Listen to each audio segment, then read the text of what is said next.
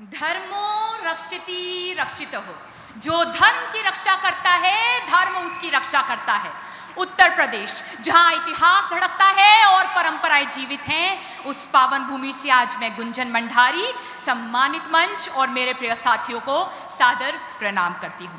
आज मैं आप सभी से एक ऐसी दुविधा पर बात करने वाली हूं जो हर एक भारतीय युवा के दिल व दिमाग में कहीं ना कहीं घर कर चुकी है।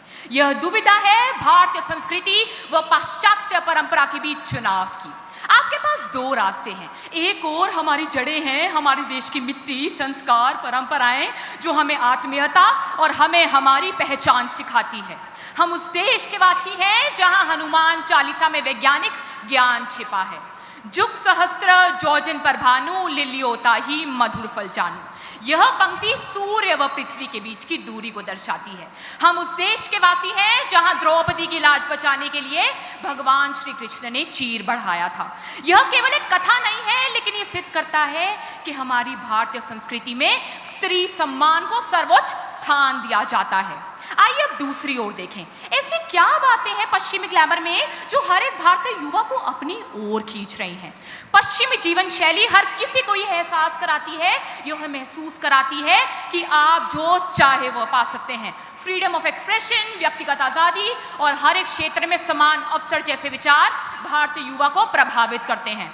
यह एक ऐसी दुनिया दिखाती है जहां पर सफलता का मापदंड केवल और केवल पैसा, महंगे कपड़े और बड़े घर बन चुके हैं। लेकिन यहाँ पर मुख्य सवाल यह उत्पन्न होता है, क्या ये सच्ची खुशी है? पश्चिमी ग्लैमर हर किसी को स्वतंत्रता जरूर देता है, लेकिन बदले में आपके विचारों, आपके रिश्तों और आपके पारिवारिक मूल्यों को कमजोर कर देता है। सोशल मीडिया, ब्रांडेड लाइफस्टाइल और दिखावे की दुनिया ने भारतीय युवा को इस कदर से जकड़ लिया है कि वे भूल गए हैं कि असली मूल्य अंदर से आते हैं, बाहर से नहीं। लेकिन इन्हीं सब के बीच में एक मुख्य सवाल जो हर एक भारतीय युवा के दिल व दिमाग में कहीं ना कहीं गूंजता है, वो यह है कि क्या मैं अपनी भारतीय संस्कृति से जुड़ा रहूं और पिछड़ा कहलाऊं, या फिर आधुनिक बनकर अपनी जड़ों से कट जाऊं। प्रिय साथियों, इस दुविधा का समाधान संतुलन में है। हर एक भारतीय युवा को यह समझने की आवश्यकता है कि उन्हें भारतीय संस्कृति व पाश्चात्य परंपरा यानी कि पश्चिमी ग्लैमर में से किसी को छोड़ने की आवश्यकता नहीं है। हमें दोनों को सर्वश्रेष्ठ अपनाकर एक ऐसी जीवन शैली को बनाना चाहिए जो भारतीय जड़ों पर आधारित हो और साथ ही साथ आधुनिक दुनिया की जरूरतों को भी पूरा करे। आज मैं अपने शब्दों के अंत में यह कहना चाहती हूं कि भारत केवल एक देश नहीं है, यह एक महाकाव्य है।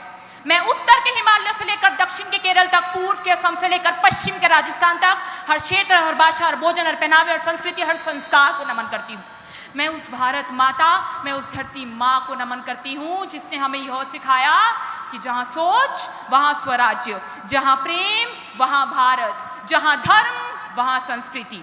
आइए आज मैं यहाँ उपस्थित सभी लोगों से ये आग्रह करना चाहूंगी, ये निवेदन करना चाहूंगी कि आपकी तालियों की गड़गड़ाहट, आपकी तालियों की आवाज यहाँ पर रुकनी नहीं चाहिए।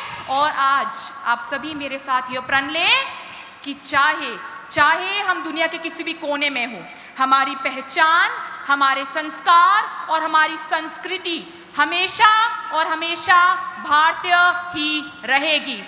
जय हिंद, जय भारत, भारत माता की जय, भारत माता की जय, Vande Mataram.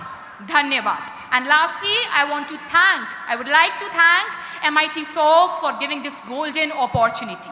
Thank you very much.